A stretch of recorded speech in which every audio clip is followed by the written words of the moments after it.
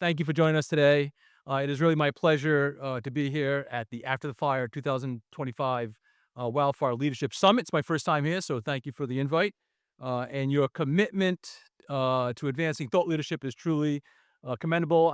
I think the panelists and the speakers today have been unbelievable. I've learned a lot. I continue to learn a lot, so thank you for the education. As was introduced, Pete Gaynor, I'm the president of Bright Harbor, and we are dedicated to improving the outcomes of disaster survivors. And before stepping into my role at Bright Harbor, I was the FEMA administrator and the acting Secretary of Homeland Security in the first Trump administration. I want to thank the organizer and host, Jennifer Gray Thompson, for the opportunity to speak. Catholic high school teacher. This explains everything. Right? That's it. I had a lot of questions about Jennifer, but now it's the clarity has come through. So thank you for that. My aunt was a Catholic teacher, and I still am traumatized by her as a young man. And I'm going to speak today on the feds and the future of disaster recovery. So I have been an emergency manager for 15 years, and in that time, I have had the opportunity to serve at every level of government, local, state, and at the federal level, and I faced almost every kind of disaster you can imagine: hurricanes, wildfires, and floods, and even led the operational response to COVID-19 pandemic. And no matter what type of disaster I responded to, the one constant thing that was out there is the disaster survivor. In the arc of every disaster, it begins and ends with them. We have this thing where we say all disasters begin and end locally. That's true, but the truth of it is it begins and ends with disaster survivors. And the disaster survivors are the reasons we prepare, the reasons we respond, and the reason we rebuild. And their journey is long, and it can't be measured in days or even months, but instead measured in years. And my passion is to radically improve the outcomes for survivors. I want to make recovery faster, more cost-effective, and ultimately build true resilience. And today I'm going to explore two key themes, just two. First, how the traditional systems designed to support in recovery have evolved and where they continue to fall short. And second, how we at Bright Harbor are working to transform recovery into something faster, more equitable, and more humane. And so Jennifer asked me a while back to give a non-hysterical view of what was going on in Washington, D.C. when it comes to FEMA reform. If you watch the news, that is a tall order, but I'm going to give it a shot today. And I've had many conversations publicly and privately on this topic. And I've always start with this disclaimer that the information I'm going to share today is only really good for today, because tomorrow it's going to change. So just keep that in mind. Then I'll close our time together by taking a few questions if we have time. So let's get started with some definitions, and this is probably the most important. Before 2015, FEMA referred to those affected by disasters as victims. We later adopted the term disaster survivors to reflect a more empowering perspective. The words we chose to shape how people see themselves, survivor, evokes strength and resilience, while victim suggests powerlessness. Our goal in making this switch was to support those affected by disasters by emphasizing their dignity and restoring their sense of agency. Today, the term disaster survivor is widely used across emergency management, recognizing people not as passive recipients of aid, but as active participants in recovery. This shift affirms their capacity to rebuild, heal, and lead their communities forward, and we've heard that today. So let's just talk about the evolving federal landscape. As the former administrator, I'm extremely proud of what the agency has accomplished in the past and what it continues to accomplish today. FEMA's secret sauce is the more than 20,000 employees who work tirelessly each day to achieve the mission of helping people before, during, and after disasters. And if you want to know who those people are, Bob Fenton. You can't miss Bob. He's one of those. Chris Smith, IEM, worked for me at FEMA. Any more FEMA people in here? Thank you for being working for your nation, but it's the people that make FEMA so great. And we are often strangled by our own well-meaning laws, rules, regulations, policy, procedures, and the delivery of these goals. So let me give you some context. For an agency that is in the business of emergencies and disaster and general chaos, FEMA has become surprisingly risk adverse. FEMA has several oversight organizations, including Congress, both the House and the Senate, the Inspector General, the Government Accountability Office, the Office of Management and Budget, plus internal controls. On my first day at FEMA, my guide said, "Sir, through those doors are your 300 lawyers." No, not a joke. So there's lots of lawyers that run around. And publicly, these oversight organizations tend to be critical of FEMA. I guess that's their job. And to better mitigate the risk of public criticism, FEMA policymakers create policy and procedures that are built to avoid future risk. All this risk avoidance has aggregated over time into a bureaucratic nightmare for both our staff and our customers and the disaster survivors. FEMA programs are intended and designed to supplement recovery, not make a survivor whole after disaster. The system of recovery requires the federal government, state governments, local communities, tribes, territories, and the private sector, nonprofits, and volunteers, and disaster survivors to work together. Because FEMA is part of a bigger network, the impact on other entities must be considered when making decisions, and this can lead to more risk aversion. When I first arrived at FEMA in 2018, one of my responsibilities was to review and approve large funding obligations for disaster applicants. These applicants were typically state governments impacted by a disaster, and these same impacted governments were responsible for driving and coordinating recovery. And on this day in 2018, on my desk was a stack of approvals from across the country. One folder was labeled Louisiana Hurricane Katrina, DR 1603. This disaster had been declared by then-President George W. Bush on August 29, 2005. And remember, this folder made it to my desk in 2018. It had taken 13 years for it to get there. And I thought to myself, there has got to be a better way to do recovery. Today, 20 years after Katrina landfall, we are still spending money on recovery for Katrina today. Currently, there are over 800 open disasters, some of which date back more than 20 years. All these recoveries are expensive, incomplete, and very complicated. So reform is absolutely necessary. Reducing cost and complexity is long overdue. Speeding up and simplifying recovery for communities and disaster survivors is paramount. Right now may be our best opportunity to change the tide on this. As a former FEMA administrator, I believe reforming disaster recovery is both necessary and achievable. The goal is clear: keep what works, fix what doesn't, and deliver a system that does three things. 1, it better serves survivors. 2, it spends money more wisely. And 3, it strengthens our national resilience in the face of more and frequent disasters. So here's what's working, and I'm just a sampling, not everything, but here's what's working. At FEMA, we are coordinators. In the critical days following disaster, FEMA is uniquely positioned to lead a whole-of-government response. It pre-positions water, food, generators, medical supplies, and deploys teams within hours to support state and local operations. We're great at search and rescue. FEMA's urban search and rescue teams save lives, pulling people from collapsed buildings, rising floodwaters, and other dangerous conditions. We've created a shared framework. Disaster response remains a joint effort, locally executed, state managed, and federally supported. That simplicity is its strength. We are risk-informed. FEMA uses tools like the National Risk Index to guide its grant-making and support smarter preparedness and mitigation investments. And then it's the money.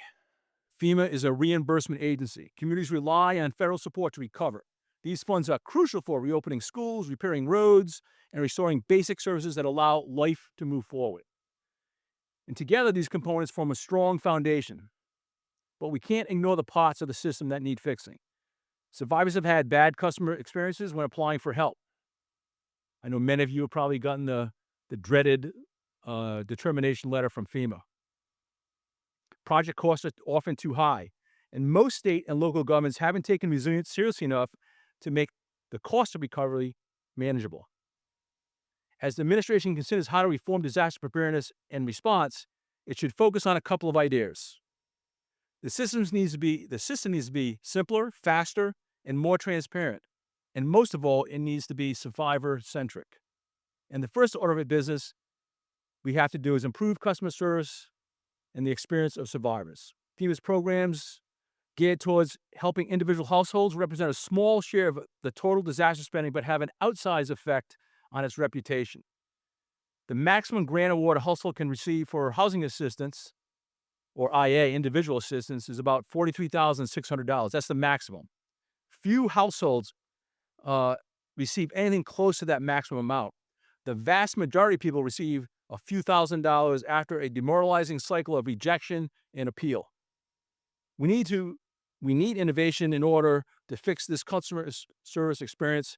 We need to significantly simplify these programs. Survivors should be reasonably and ably to anticipate how much federal assistance they receive to supplement insurance, charitable, and private resources. They need to know how long they're eligible to get federal help. Shifting to a block grant-style program for households would be a good step in the right direction. So who owns the risk? So finally, there's no doubts that states facing ongoing disaster risks are going to have to step up to the plate and bring the cost of disasters down dramatically. There's no excuse for local jurisdictions failing to carry insurance on public buildings.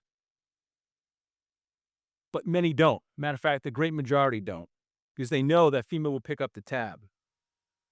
The federal government needs strong partners, both locally and at the state, to ensure the American taxpayer dollars aren't thrown away with unaffordable cycles of rebuilding.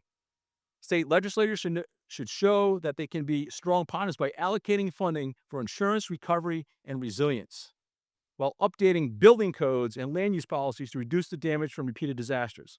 Carl, you can thank me later for that. The burden of risk is not on the federal government alone. We all share a risk and responsibility in owning and reducing our own risk. So let me share my personal assessment of what's happening with FEMA reform. And I've had conversations with many stakeholders on this reform and abolishment debate. So first of all, FEMA is not going away. The outcry from the vast majority demands that FEMA continue to perform its critical role for the nation. No other organization exists that is capable of doing what FEMA does and can do. However, it has already become clear that some level of responsibility is going to shift to states and local government. As far as the President's FEMA Review Council, all we can do is wait and see what the recommendations are once the report is released sometime at the end of the year. The good news is that there's already some alignment on what reform can look like. The recently released draft bill entitled the FEMA Act 2025 includes elevating FEMA to a cabinet-level independent agency, which removes a problematic barrier to speed and simplicity. Transitioning the public assistance program from a reimbursement model to a grant-based funding, which will allow grants to be awarded directly to counties and states. Jurisdictions get their funding upfront, not dribbled out over years. FEMA would be required to provide funds within 120 days of core submissions, which is a radical change to this existing process of public assistance. There are also talk of implementing a sliding cost share from 65% to 85% to incentivize state and local mitigation efforts. Communities that take preparedness seriously get rewarded for the pre-disaster investments.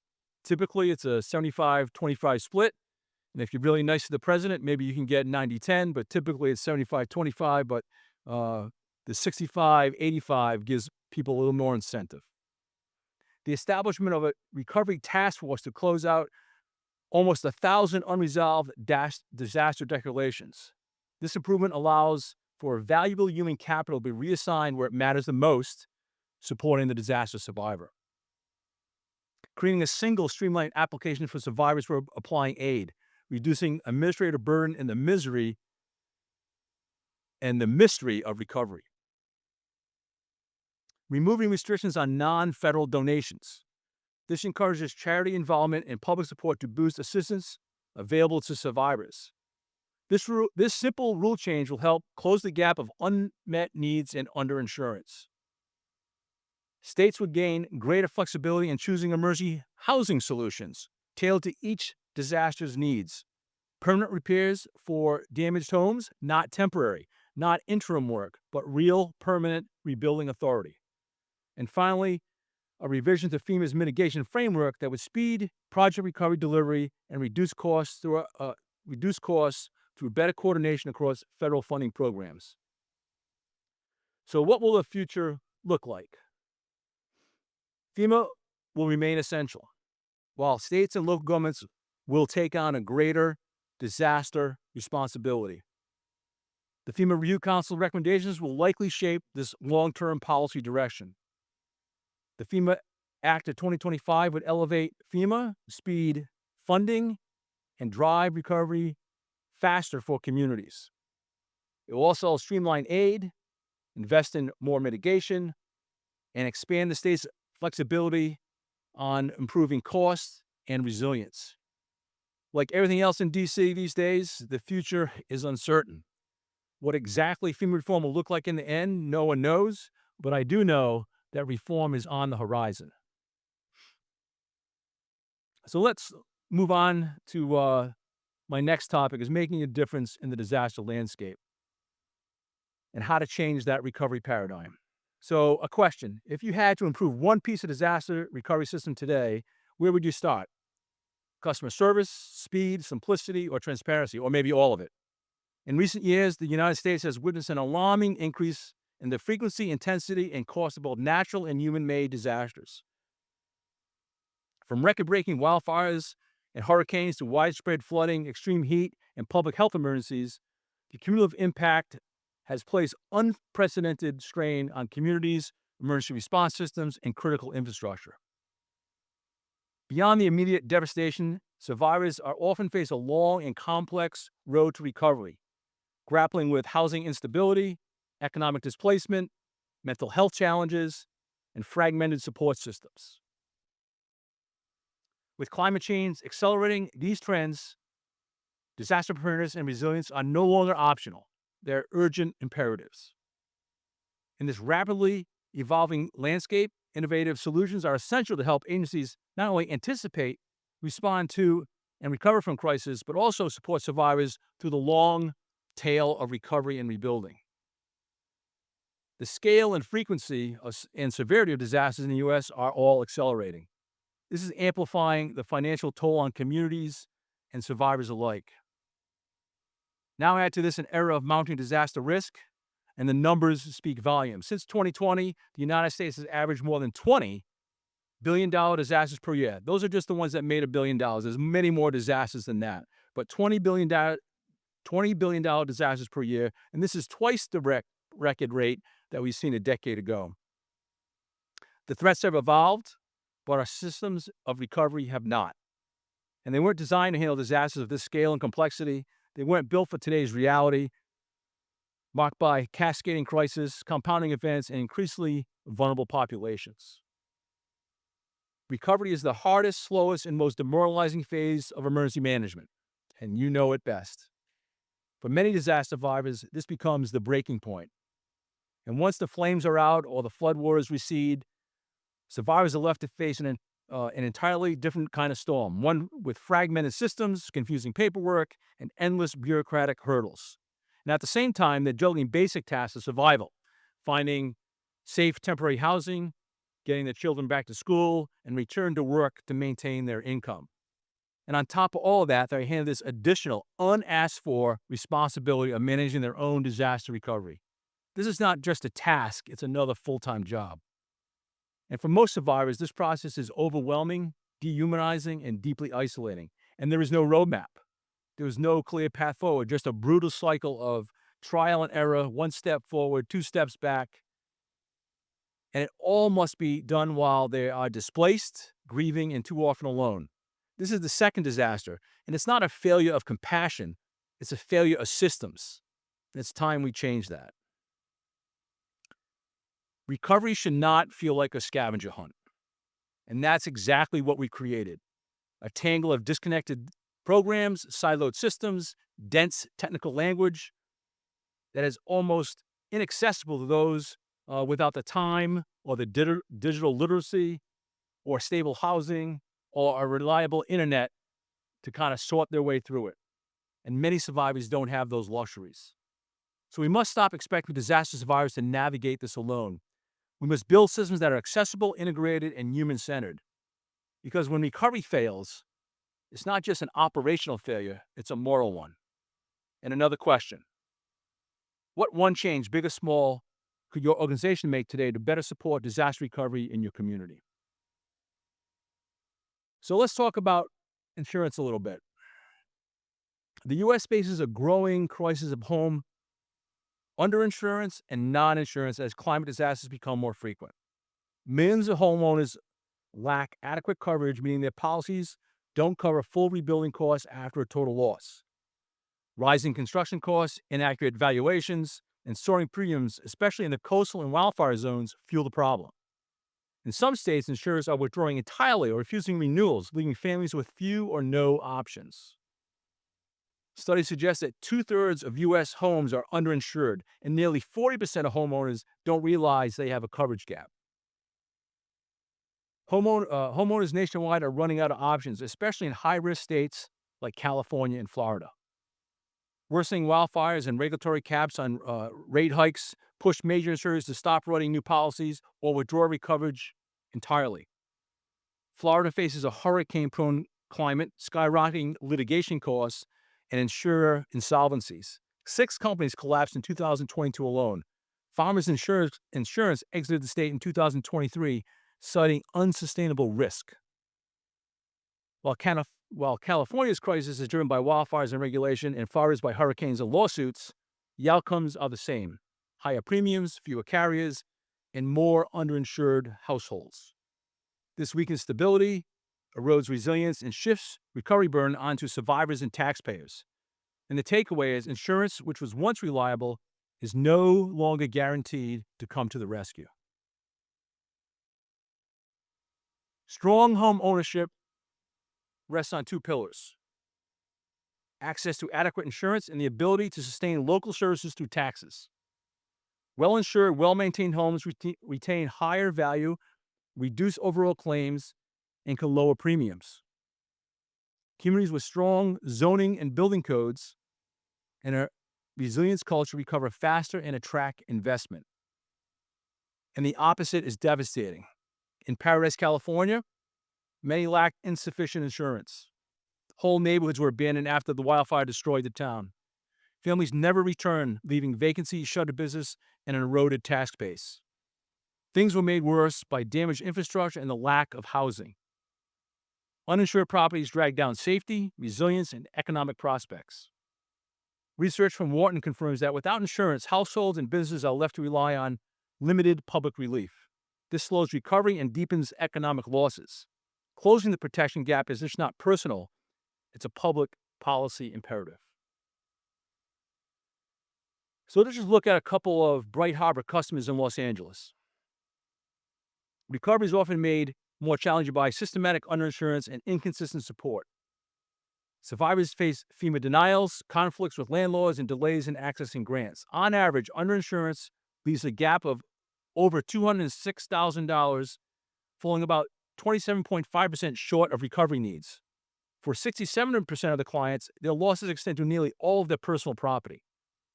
Lower income and marginalized groups are hit hardest, with less ability to afford or understand comprehensive coverage. This gap threatens financial stability and burdens FEMA, which serves as the last resort. And FEMA was never designed to make survivors whole. Insurance underpins both family security and the broader economy. This past June, I attended a resilience forum at Harvard, and one panelist from the insurance industry put it bluntly: insurance is not coming to the rescue.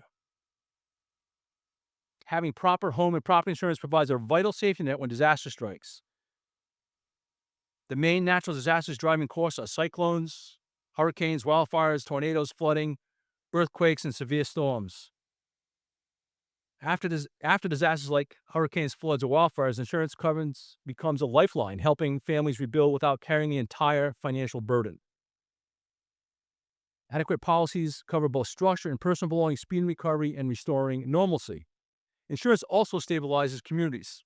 When many residents are covered, payouts circulate through the economy, accelerate rebuilding, and prevent broader financial collapse. This collection of protections strengthens resilience and ensures a more robust response to disasters.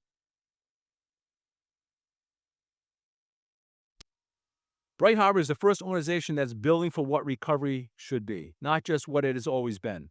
Our mission isn't just to help people bounce back, but to make sure that no one falls through the cracks in the first place. And we do it with speed, empathy, and structure. And Bright Harbor is not another app or hotline. It's a full stack recovery service that meets survivors where they are and helps them move forward. And it starts with one-on-one recovery planning, which includes identifying financial options through FEMA, insurance, the SBA, or tax relief. We provide critical decision support, connect survivors with trusted vendors, and offer AI-powered tools that surface funding opportunities that cut through the red tape. And when survivors hit a wall, we help them find another way forward. And we don't replace government, we just make government work better for survivors. The future of recovery is personalized, tech-enabled, and survivor-first. The recovery process should not depend on luck or literacy or who you know. Every survivor should be able to answer one question: what should I do next? As we heard today, disasters just don't destroy buildings, they unravel lives. And too often, the hardest part isn't the disaster itself, it's what comes after. Our systems, no matter how well intentioned, can be overwhelming, inaccessible, and painfully slow. They ask survivors to navigate a bureaucratic maze while grieving, displaced, and exhausted. That's not resilience, that's a second disaster. And it doesn't have to be this way. And we're living in an age of compounding crisis. There are climate crises, economic crises, and public health crises happening all at once. The responsibility of recovering is shifting to state and local governments. The risks are escalating, but so is our ability to do better. We have the tools, we have the knowledge. Now we need the will to change how we think, how we govern, and how we support people in their worst moments.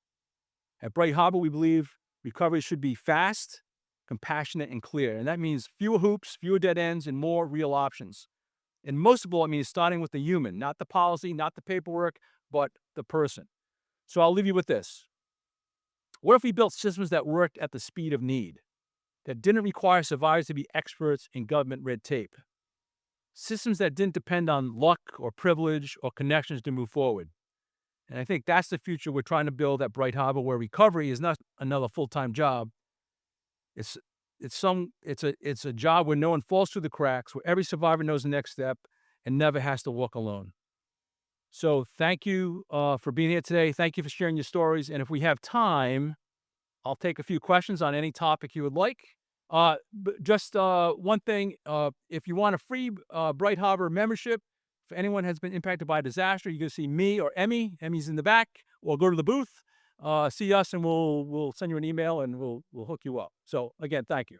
Yes, and to be clear, what we said was, it's into perpetuity as long as they can, so this is not a six-month offer because we have to be mindful of how we do our giveaways, especially for fire survivors, so into perpetuity, okay?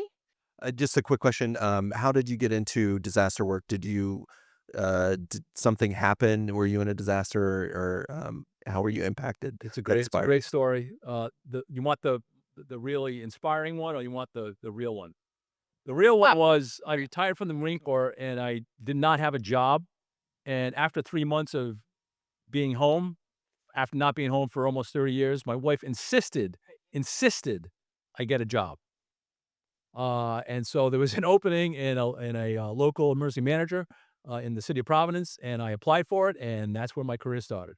So it was actually a really great. I thank my wife for insisting I leave the house after a couple of months of retirement. It was good for both of us, and obviously really great for me because I've got to do a lot of things that no one else has. So I'm really fortunate to have that opportunity. I don't think that was very spicy, Pete, but we'll take it. I have another question for you here. Hi, I'm from the Eaton Fire. Hi. So my question is, we didn't receive the FEMA trailers and we still had people living in their cars. What makes the decision to send the trailers or not send the trailers? Like how are those decisions made? Yeah, so I am not the FEMA administrator anymore, but and Bob, I don't wanna put you on the spot, but you are the Regional 9 administrator, I'm gonna out you right here. Maybe it's something you want to take offline. I don't know, Bob. I'm trying to help you. Uh, Bob can answer it. Here you go.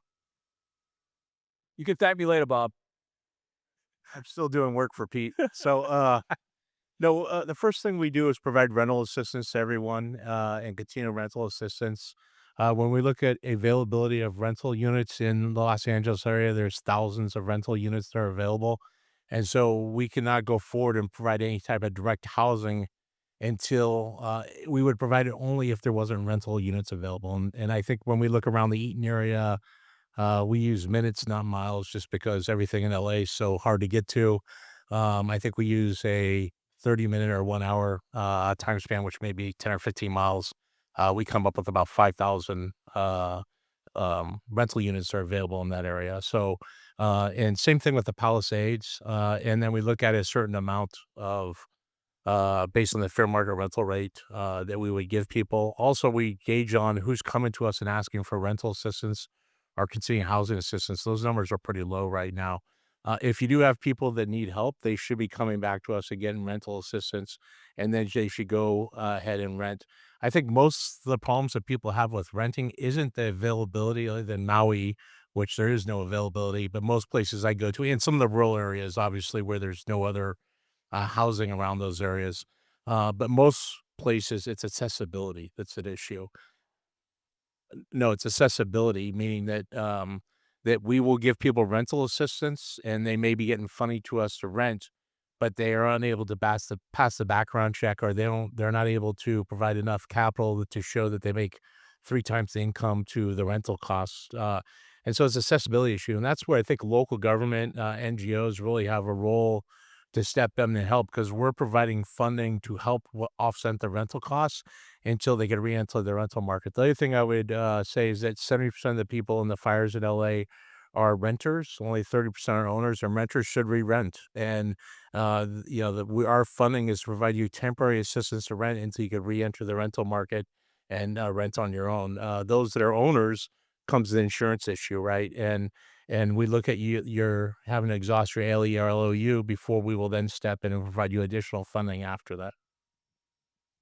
It's also let's just acknowledge the truth in the room is that the skyrocketing rents make it impossible for people who were paying, like, say, $2,000 a month, and all of a sudden it's $7,000 a month. And though LA was very good at shaming on that, we see it in every single fire. It is always gross behavior and is very, very rarely prosecuted. Oh, so sorry. What did I miss? Oh, Zaire. Okay, really quickly. I think it should be a felony, quite frankly, if you jack up your rents.